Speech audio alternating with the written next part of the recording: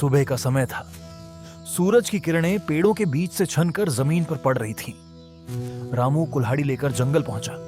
चलते चलते उसने देखा कि जमीन पर चींटियों की लंबी कतार जा रही है। रामू हंस पड़ा। इतनी छोटी जान, ये क्या कर लेंगी? कहते हुए उसने पैर से उनकी कतार बिगाड़ दी। बेचारी चींटियां इधर उधर बिखर गईं, लेकिन उनमें से एक छोटी चींटी चुपचाप फिर से अपनी लाइन बनाने लगी। रामू पेड़ काटने लगा।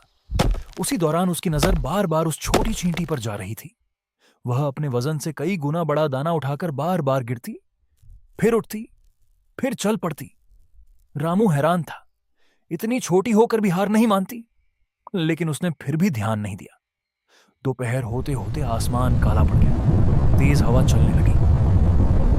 जंगल में भयंकर तूफान आने वाला था। रामू जल्दी जल्दी लकड़ियां बांधने लगा। तभी एक जोरदार आवाज आई, चर्र। एक विशाल पेड़ रामू की तरफ गिर पड़ा। रामू नीचे दब गया। उसकी कुल्हाड़ी दूर जा गिरी। वह पूरी ताकत से चिल्लाया, बचाओ, कोई बचाओ। लेकिन जंगल में उसकी आवाज सुनने वाला कोई नहीं था। उसी समय वहीं छोटी चींटी वहां पहुंची। उसने देखा कि रामू मुसीबत में है। चींटी तुरंत अपनी कॉलोनी की तरफ भागी। कुछ ही देर में हजारों चींटियां वहां आ गईं। उन्होंने रामू के आसपास मौजूद जहरीले कीड़ों और बिच्छुओं को काटना शुरू कर दिया, जो उसकी तरफ बढ़ रहे थे। चींटियों की वजह से वे सभी भाग गए।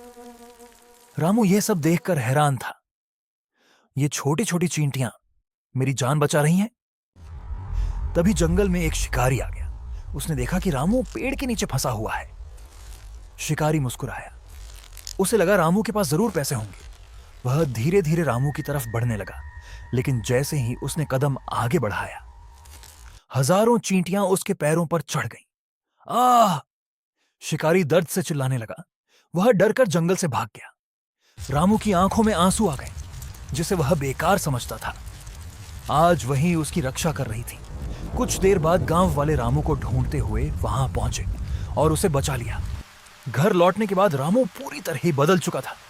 अब वह जंगल में पेड़ कम काटता, नए पौधे लगाता और छोटे जीवों का सम्मान करता।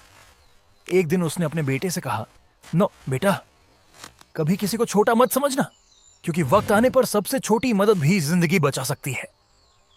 उसी समय जमीन पर वही छोटी चींटी चलती हुई दिखाई दी।